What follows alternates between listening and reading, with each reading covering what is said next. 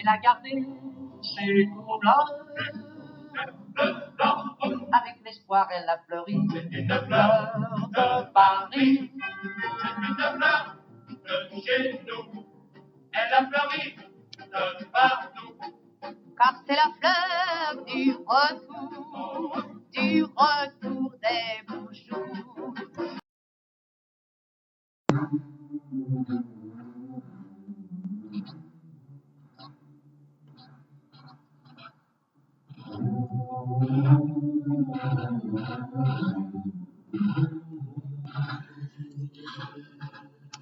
Paris entendu le vol noir des corbeaux sur nos plaines.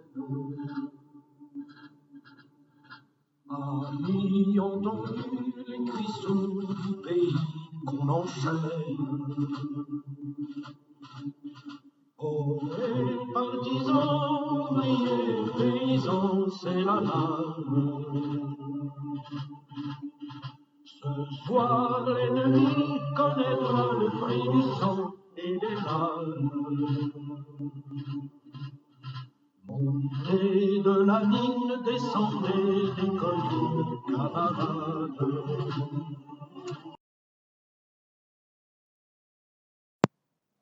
Dans son autobiographie Une vie, Simone Veil raconte l'arrivée au camp de concentration.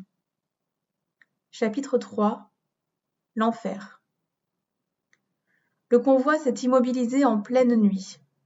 Avant même l'ouverture des portes, nous avons été assaillis par les cris des SS et les aboiements des chiens. Puis, les projecteurs aveuglants, la rampe de débarquement, la scène avait un caractère irréel. On nous arrachait à l'horreur du voyage pour nous précipiter en plein cauchemar. Nous étions au terme du périple, le camp d'Auschwitz-Birkenau. Les nazis ne laissaient rien au hasard. Nous étions accueillis par des bagnards que nous avons aussitôt identifiés comme des déportés français. Ils se tenaient sur le quai en répétant « Laissez vos bagages dans les wagons, mettez-vous en file, avancez !»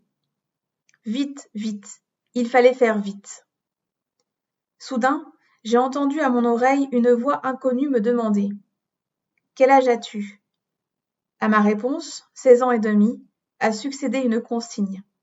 Surtout, dis bien que tu en as 18. Quand un SS m'a demandé mon âge, j'ai spontanément répondu 18 ans. C'est ainsi que toutes les trois, mes sœurs et maman, avons échappé à la séparation et sommes demeurées ensemble dans la file des femmes. Nous avons marché avec les autres femmes, celles de la bonne file, jusqu'à un bâtiment éloigné en béton, muni d'une seule fenêtre, où nous attendaient les capots, des brutes, même si c'étaient des déportés comme nous et pas des SS. Elles hurlaient leurs ordres avec une telle agressivité que tout de suite nous nous sommes demandé « Qu'est-ce qui se passe ici ?» Elles nous pressaient sans ménagement. « Donnez-nous tout ce que vous avez, parce que de toute façon vous ne garderez rien. » Nous avons tout donné. Bijoux, montres, alliances. Après cela, plus rien, pendant des heures. Pas un mot, pas un mouvement jusqu'à la fin de la nuit, entassés dans le bâtiment. Celles qui avaient été séparées des leurs commençaient à s'inquiéter, se demandant où étaient passés leurs parents ou leurs enfants. Je me souviens qu'aux questions que certaines posaient, les capots montraient par la fenêtre la cheminée des crématoires et la fumée qui s'en échappait. Nous ne comprenions pas, nous ne pouvions pas comprendre. Nous n'avons pas dormi cette nuit-là. Nous sommes restées assises à même le sol dans l'attente de plus en plus anxieuse de ce qui allait nous arriver.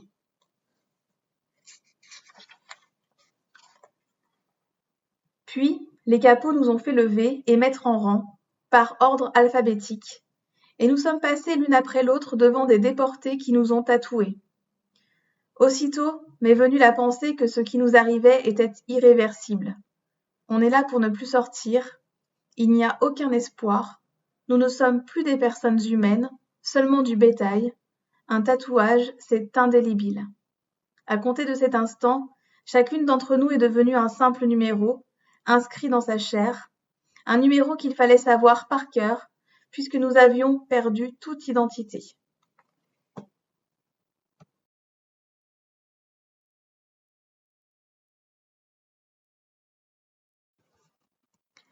Lecture d'un extrait du journal d'Anne Frank. Samedi 11 juillet 1942. Papa, maman et Margot ont encore du mal à s'habituer au carillon qui sonne tous les quarts d'heure. Moi pas. Je l'ai tout de suite aimé, et surtout la nuit, c'est un bruit rassurant. Il t'intéressera peut-être de savoir quelle impression cela me fait de me cacher. Eh bien, tout ce que je peux te dire, c'est que je n'en sais encore absolument rien. Je crois que je ne me sentirai jamais chez moi dans cette maison, ce qui ne signifie absolument pas que je m'y sens mal, mais plutôt comme dans une pension de famille assez singulière où je serais en vacances. Une conception bizarre de la clandestinité sans doute, mais c'est la mienne. L'annexe est une cachette idéale, et bien qu'humide et biscornue, il n'y en a probablement pas de mieux aménagée ni de plus confortable dans tout Amsterdam, voire dans toute la Hollande. Avec ses murs vides, notre petite chambre faisait très nue. Grâce à papa, qui avait emporté à l'avance toute ma collection de cartes postales et de photos de stars de cinéma, j'ai pu enduire tout le mur avec un pinceau et de la colle, et faire de la chambre une gigantesque image. C'est beaucoup plus gai comme ça. Et quand les Van Daan nous rejoindront, nous pourrons fabriquer des étagères et d'autres petites bricoles avec le bois entreposé au grenier. Hier soir, nous sommes descendus tous les 4 dans le bureau privé et avons mis la radio de Londres. J'étais tellement terrorisée à l'idée qu'on puisse nous entendre que j'ai littéralement supplié papa de remonter avec moi. Maman a compris mon inquiétude et m'a accompagnée. Pour d'autres choses aussi, nous avons très peur d'être entendus par les voisins. C'est le silence qui me rend si nerveuse le soir et la nuit, et je donnerais cher pour qu'un de nos protecteurs reste dormir ici. Nous ne sommes pas trop mal ici, car nous pouvons faire la cuisine et écouter la radio en bas. Nous avons aussi de quoi lire, et nous allons acheter encore un tas de jeux de société. Évidemment, nous n'avons pas le droit de regarder par la fenêtre ou de sortir. Dans la journée, nous sommes constamment obligés de marcher sur la pointe des pieds et de parler tout bas parce qu'il ne faut pas qu'on nous entende de l'entrepôt. Hier, nous avons eu beaucoup de travail. Nous avons dû dénoyauter 2 paniers de cerises pour la firme. Nous allons transformer les cajots de cerises en étagères à livres. On m'appelle. Bien à toi. Anne.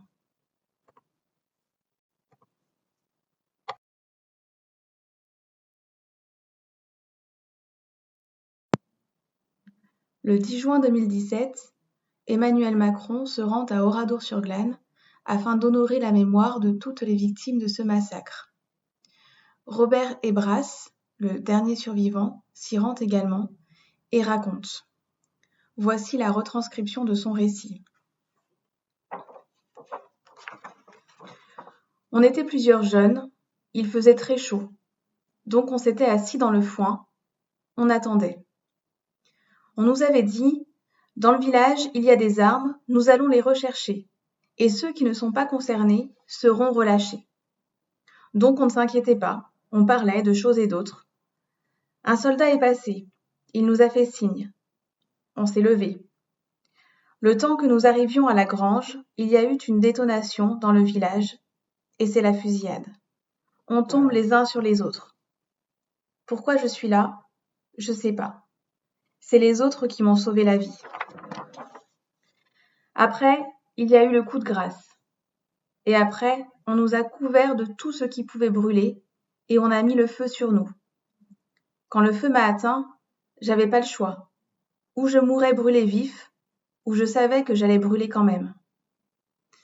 Quand je suis sortie de dessous les autres des morts et des mourants, les soldats n'étaient plus là, et je me suis cachée dans une étable. Et j'ai attendu. Et à un moment donné, j'ai entendu parler français, et j'ai rencontré les 4 autres. L'exécution a eu lieu aux alentours de 16h. Entre 16h et 19h, il a fallu qu'on se préserve des soldats qui étaient dans les rues.